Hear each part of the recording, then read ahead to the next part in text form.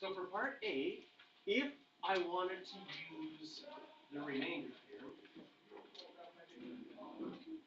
if the question says find the remainder, so it seems like using the remainder theorem would be a good way to find the remainder. You find the remainder with the remainder theorem, and we're going to start off by saying let p of x equal all of this. The remainder theorem says if you plug in 3, you're dividing by x minus 3, and you plug in 3, you'll get the remainder. So we go to our equation, and wherever there's an x, we plug in 3.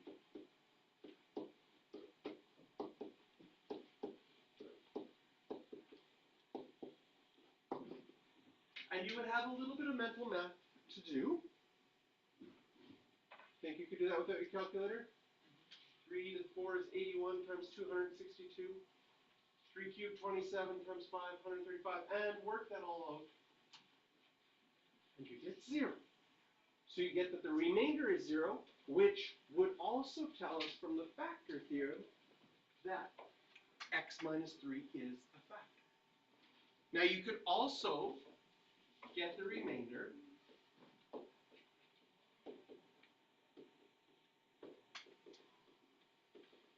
using synthetic division. Remember, synthetic division setup looks like this. You look at your polynomial, make sure that it's in the right order, which it is, make sure nothing is missing, nothing is, write all the coefficients, and if you're dividing by x minus 3, a positive 3 would go out front. You bring down the 2, multiply, and add. Multiply, and add. Multiply, and add. Multiply, and add. And you get a remainder of 0 there as well. You need to know both.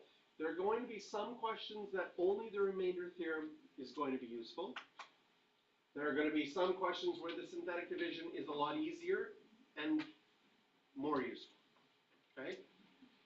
Mental math-wise, comparing these two, do you see that the synthetic division in this one was a lot easier? I mean, the biggest multiplication you had to do was like 3 times 2. Pretty intense. Question? Why would we use -3 in the For the same thing with the remainder theorem as in synthetic division, it's always the opposite sign.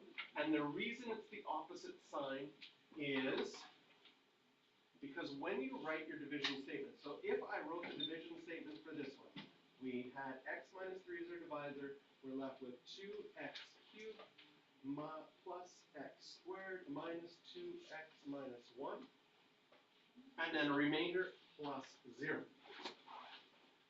If I plug in a 3 into my division statement, do you see that this whole section would be 0, because 3 minus 3 is 0. And you're just left then with the remainder that's left. That's why the sign is opposite, because the division statement would make, no matter which division statement you write, plugging in that number makes this whole part 0, leaving you only with the plus r. No, I just wrote it there to be really obvious. So technically, we have started to factor this, which is what we're going to be moving towards, is how do we factor? For part B,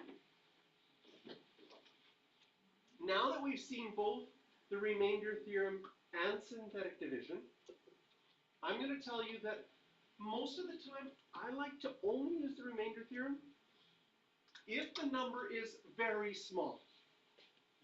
I consider 3 quite big, because we had to do 3 to the 4. Just like, it gets big. Even 2.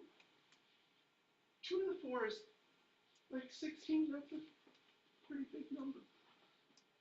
So, unless it's a 1, I think the synthetic division is actually just as fast. And the advantage of the synthetic division is that the synthetic division also lets you write the division statement if you want to. Whereas the remainder theorem just tells you the remainder.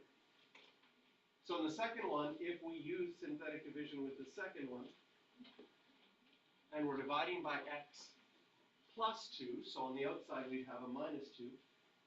Bring down the 2. Multiply and add.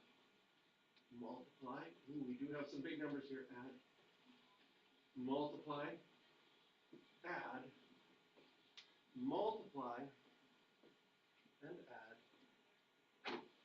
And the remainder would be 45. So synthetic division doesn't guarantee that the numbers will be small, but chances are they will be smaller than using the remainder theorem. But you do need to know both, because there will be some questions that the remainder theorem is the only or the best way to solve it, and other questions where synthetic division is better. Yes. What also, do you remember the rule? There was something with like, there has to be, if you scroll up, there was like the x minus something or minus 3, and like, there has to be something in those x minus 3, so we can use the synthetic division. Synthetic division only works if you have x plus or x minus something. Okay. If you have 2x minus 3, you'd have to use long division. Or if you'd have minus x minus 3, you'd have to use long division. But I can also like have 3x, right? X minus 3x or something? Well, x minus, it'll always be x minus a, like some number. Okay, questions for this one are 4a, 6a, 7, and 8. Which chapter was this? We're on chapter 1, we're on page 17.